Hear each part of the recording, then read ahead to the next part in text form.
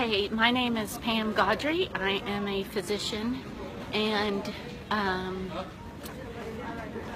I am the wife of a deceased Navy captain, and not who died in the line of duty, and he gave 20 years of his life to the Navy. I just did the most uncourageous thing in my life today, and I'm sharing it, and I hope that somehow it gets to people all around and even the president.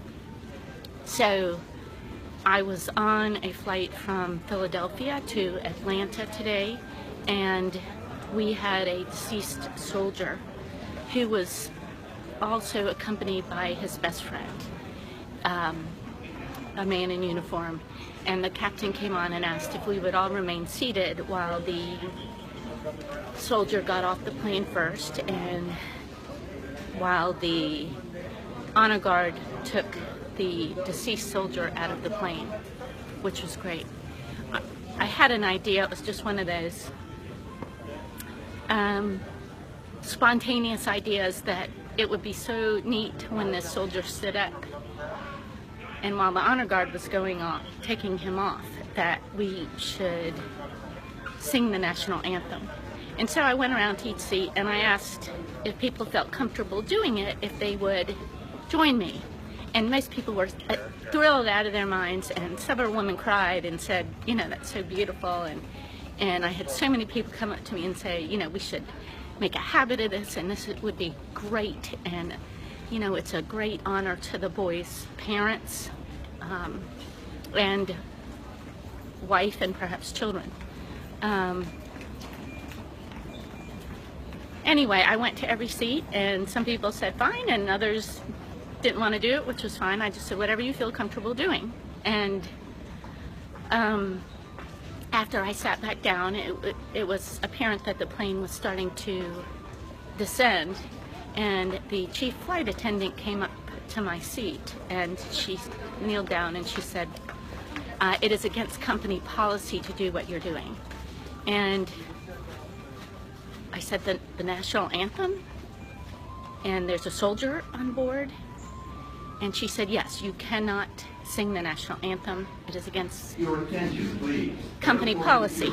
And please maintain control of your bags at all times and report any unattended baggage. I said, well, I just told every single person on this plane that we were going to do it. Are you going to tell them not to? Because I'm not going around and telling them not to sing.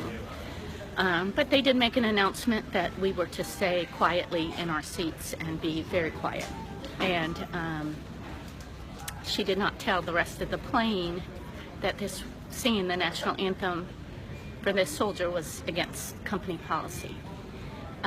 She told me that several of the people on the plane were from other countries and that they were uncomfortable with us singing the national anthem.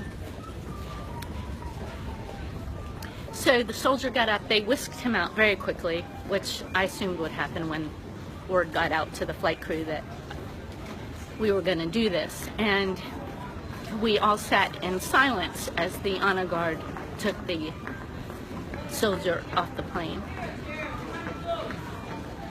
I was a little scared that I would be taken away by, I didn't know what would happen to me if I started singing, but I'm humiliated by my lack of courage to sing the national anthem in my own country on American soil.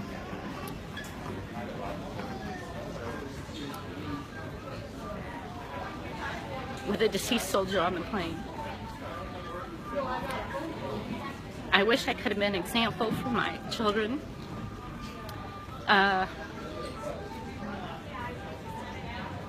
I'm glad my husband, my former husband, is deceased, because he would have been profoundly disappointed in me. And I can tell you that having been in Vietnam and saved a lot of people's lives there, he would have been horribly disappointed in me. So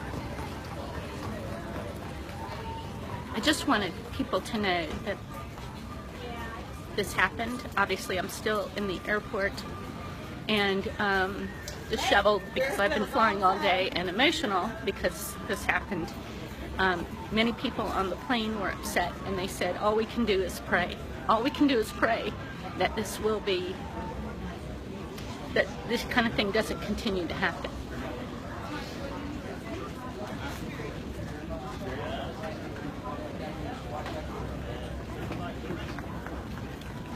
I wish I had had more courage to start singing. It's too late now. I know a lot of people were upset that it didn't happen, and I guess some people are happy. So hopefully this will get shared around the country, and people will know that it is the policy of Delta to not be able to sing the national anthem on one of their planes. I guess that's all I got to say. Y'all have a great rest of the weekend.